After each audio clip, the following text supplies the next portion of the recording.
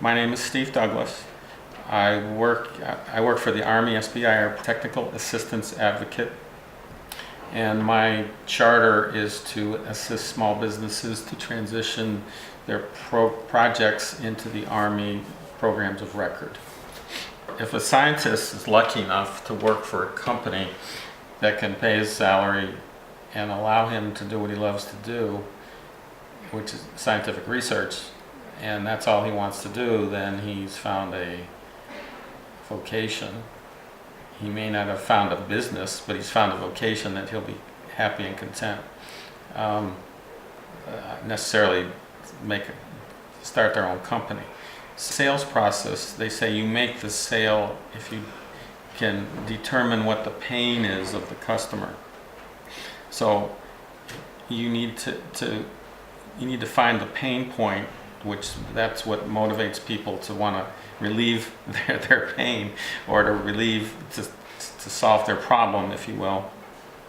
So if you have a solution, show the person that you're sitting across from that their pain can be solved by your solution. So so once you have a neat idea or an invention, it's the fact that you can convince others that you can relieve that pain by them purchasing or coming to you with looking for that solution. You have a solution looking for a problem. What you just described, if you have an innovative, creative person, that in itself isn't going to make a business. To have a business, you need customers. So that's the engineer. Most engineers aren't trained in customer focus. And customer focus is what makes a successful business. So to answer your question, it's bridging that gap between the bright ideas and the bright customers, if you will. The innovative customers that are willing to adapt the risky products and all that. The difference between the SBIR program and other programs is that it's set up to solve specific problems. And the advantage of the program is that the government is providing the funding for that R&D, the technology. So there are programs like the BAA program, which they're more general problem statements from, say, the Army or other DoD or government agencies, and those have the advantage that you can approach them at any time with a general solution to, or even a specific solution to a general problem. The beauty of the SBIR program is that it has the funding, but it's set up for specific problem solving. So to answer your question, how does a PhD or another researcher succeed in the SBIR program?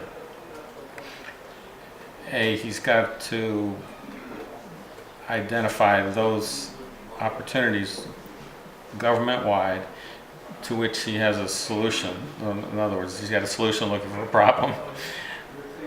If he's successful with that, then he can make the match.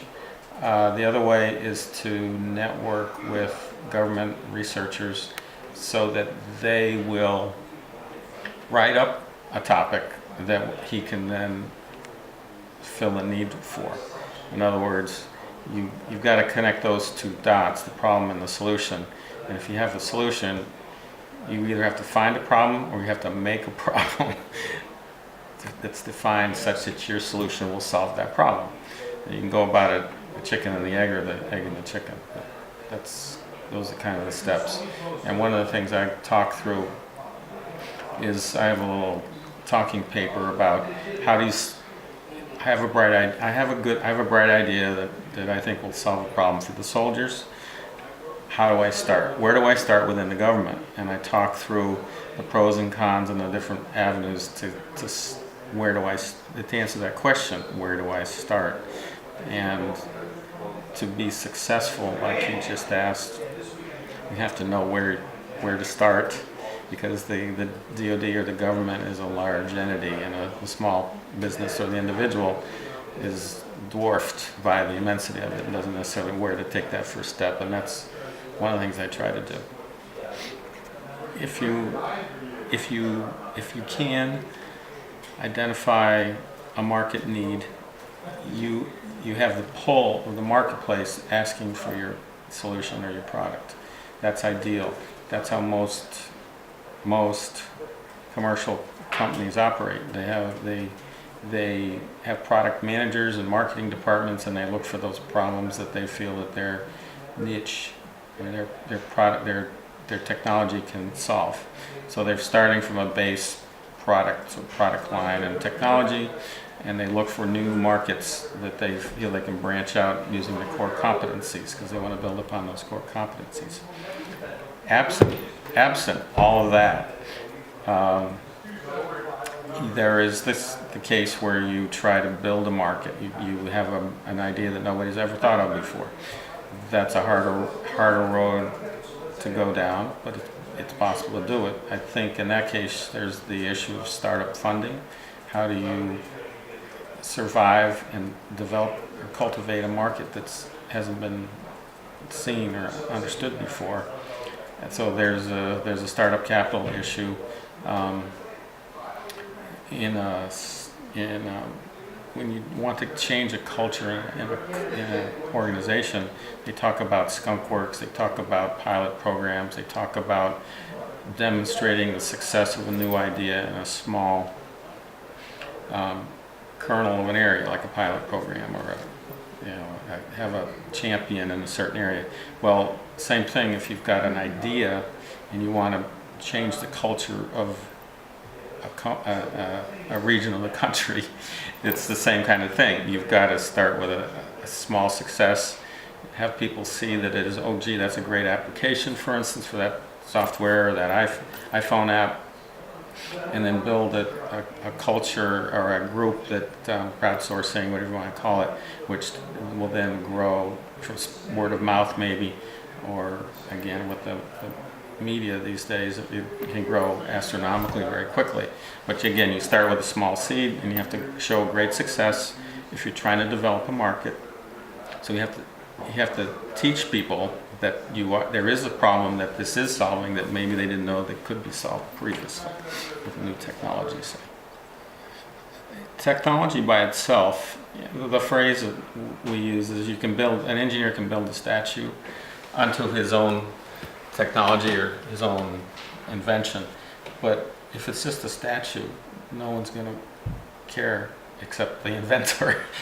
You built a statue, but no one's going to see value in it or want to invest in it or want to purchase it. So it's that value proposition. So if you have a core technology or core competency or a innovative solution, you've got to, I'd say, network, talk to people in business to identify that need that can make use of your solution. Because by itself, the solution, it's just it's a nice idea. It's a curiosity. It's not a solution or the word is compelling. It's not a compelling.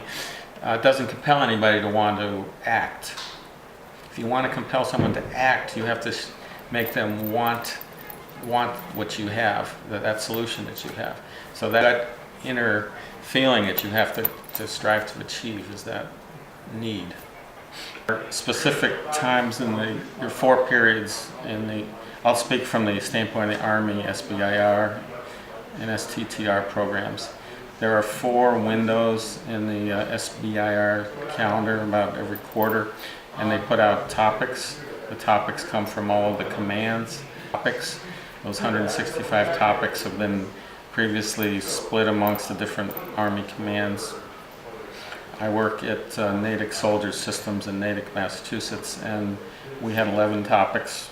We're a smaller command than some, so we concentrate on the soldier. So our technologies deal with soldier-centric technologies. We don't do tanks, we don't do rifles. We do anything that deals with the soldier himself. Problem statements, in this case, Natick might have 11 soldier-centric topics.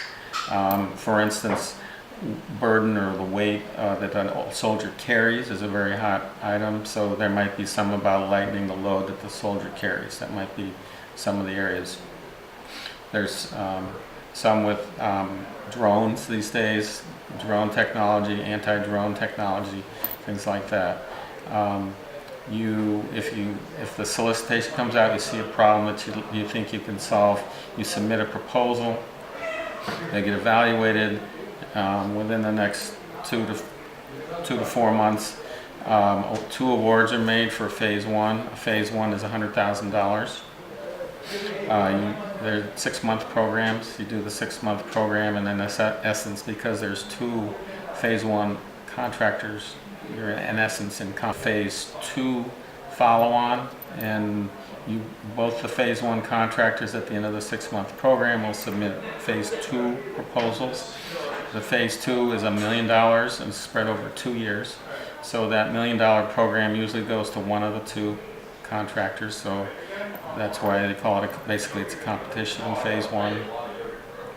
And as you go through this, the product is maturing. You get into tests with the government.